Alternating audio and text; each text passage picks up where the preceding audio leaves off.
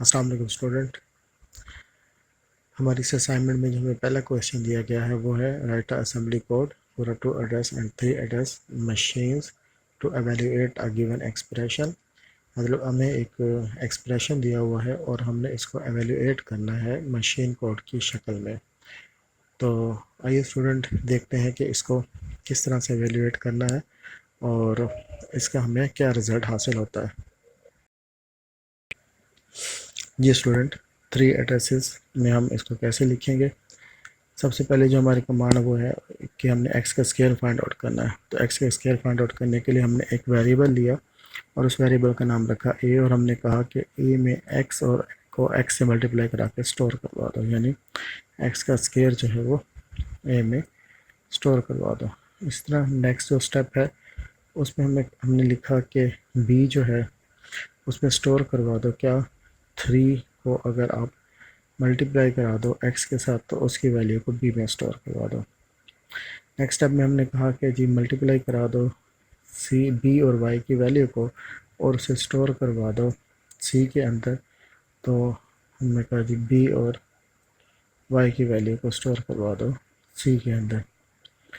Next step में हमने लिखा कि जी डी में स्टोर करवा दो ए और सी की वैल्यू को, यानी ए और सी के जो सब्ट्रैक्शन है उसको स्टोर करवा दो। तो अगर आप यहाँ पे गौर करें एक्स का स्केयर और सी में हमारे पास 3xy, यानी एक्स का स्केयर और 3xy जो है वो स्टोर हो गया हमारे किसमें डी के अंदर। अगर हम इस डी को इम्पोर्टेंट कर दें अपने लिए कि ये अहम है तो मैंने इसको रद्द कर दिया। अच्छा जी, नेक्स्ट स्टेटमेंट में हम चले गए।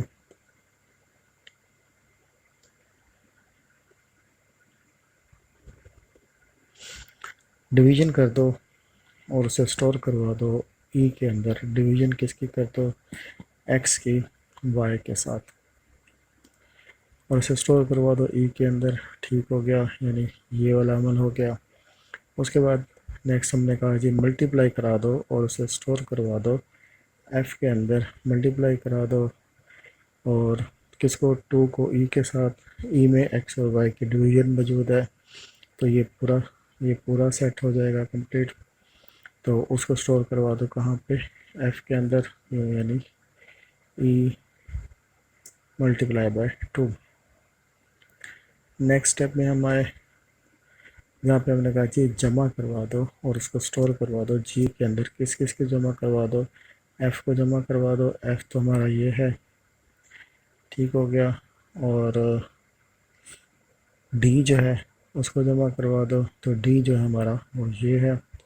तो इसका मतलब ये हुआ कि हम इन दोनों को जमा करवा देंगे तो ये पूरी की पूरी इक्वेशन हमारी जो है वो यहाँ पे हासिल हो जाएगी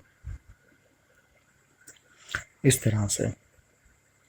नेक्स्ट स्टेप में हमने कहा जनाब कि एच में स्टोर करवा दो वाई को, वाई से मल्टीप्लिकेशन, यानी वाई का स्केयर।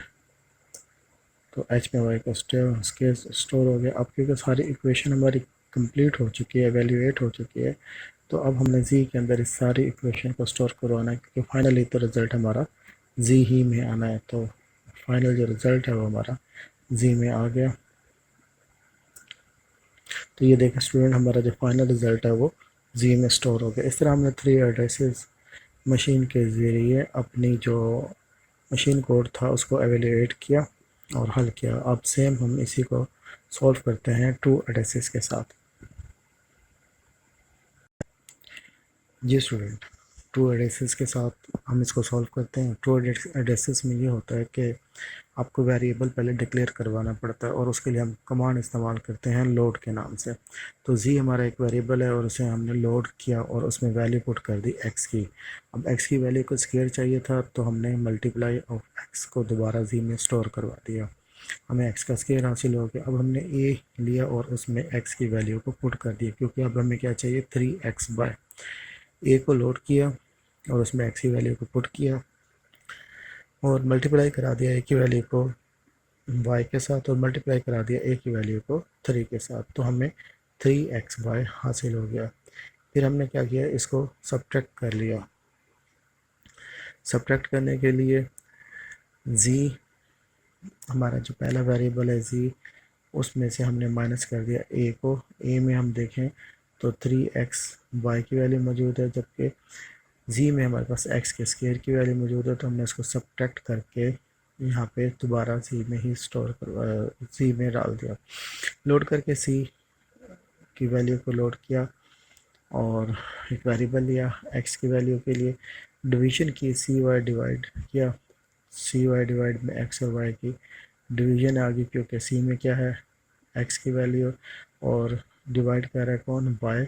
इसका मतलब ये है x और y की तकसीम हो गई। मल्टीप्लिकेशन कर दिया उसको किसके साथ, 2 के साथ। तो ये हमारा मल्टीप्लिकेशन का भी प्रोसेस कंप्लीट हो गया। नेक्स्ट में हमने क्या किया कि ऐड कर दो z और c को। z जो है वो हमारा ये पूरा प्रोसेस था ये वाला, और c हमारा ये इतना एक स्ट्रक्चर था। इन दोनों को जमा किया तो हमारे पास एक नया रिज़ल्ट हासिल हो गया। लोड किया d को और उसमें y की वैल्यू को पुट कर दिया, मल्टीप्लाई किया d को y की वैल्यू के साथ, यानी d में भी तो y की वैल्यू है, और y को फिर दोबारा d से मल्टीप्लाई किया, यानी y से मल्टीप्लाई किया तो y का स्क्वायर आ गया, और उसे भी ऐड करवा दिया हमने z के साथ, क्योंकि z में ऑलरेडी क्या था, z में तमाम सॉल्यूशन यहाँ तक का जो हल था वो मौजूद था, यहाँ तक का हल z में मौजूद था। हमने क्या किया, जब y का स्क्वायर फाइंड आउट किया तो उसको भी z के हल में शामिल कर दिया। तो इस तरह से हमारे पास ये पूरी की पूरी इक्वेशन जो है वो 2 एड्रेसेस पे भी एवेल्यूएट हो गई। हमारे चैनल को याद रखिएगा, सब्सक्राइब कीजिएगा और बेल आइकन को भी लाजमी प्रेस कीजिएगा ताकि आपको नोटिफिकेशंस हासिल होती रहें।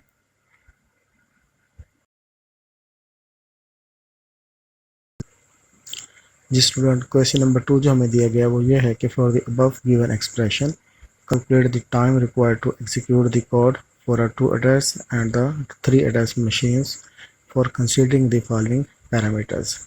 आपने क्या मालूम करना है, टाइम मालूम करना है। तो हमें सबसे पहले एग्जीक्यूटिव टाइम या एग्जीक्यूशन ऑफ टाइम के बारे में मालूम होना चाहिए, और उसका फार्मूला भी हमें पता होना चाहिए। तो हम फिर आसानी से इसके टाइम को फाइंड आउट कर लेंगे। तो आइए देखते हैं हम इसका पहले फार्मूला क्या होता है। एग्जीक्यूशन टाइम का जो फार्मूला होता है उसमें I C multiply C P I multiply by T. I C जो होता है वो इंस्ट्रक्शन काउंट को कहते हैं, सी पी जो है वो average number of system clock period को कहा जाता है, और टी जो होता है वो हमारा पीरियड ऑफ टाइम होता है।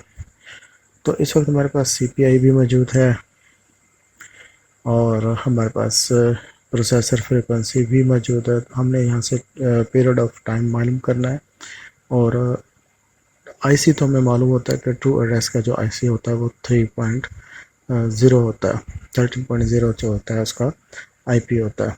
तो हमने पहले क्या मालूम करना है, हमें इसका टाइम मालूम करना है। तो टाइम का फार्मूला 1 को 200 को मल्टीप्लाई कराएंगे 10 की पावर 6 के साथ, और फिर जो मल्टीप्लिकेशन का रिज़ल्ट आएगा उसको डिवाइड करा देंगे 1 के साथ, तो हमारा पीरियड ऑफ टाइम हासिल हो जाएगा। अच्छा जी, एग्जीक्यूशन टाइम में ये हुआ कि जी हमने 13.0 जो कि हमारा ट्रू एड्रेस का मशीन टाइप का होता ही है वो पुट करेंगे, और एवरेज सीपीआई जो है वो 3 हमें पहले से गिवन है, और प्रोसेसर फ्रीक्वेंसी से हमने टाइम जो है वो निकाल दिया था, वो हमारा 5 निकल आया। इन तमाम की मल्टीप्लिकेशन से जो हमें आंसर हासिल हुआ वो 195 हासिल हुआ। अब यही इसी प्रोसेस को हम अप्लाई कर देते हैं हमारे 2 से 3 एड्रेसेस की तरफ, यानी हम अब 3 एड्रेसेस को फाइंड आउट करेंगे इसी प्रोसेस की मदद से।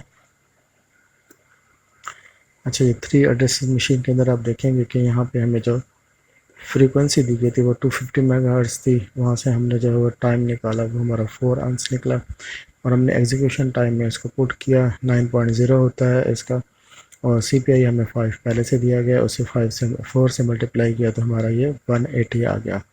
तो आज की हमारी असाइनमेंट जो है वो यहाँ पे कंप्लीट हो जाती है।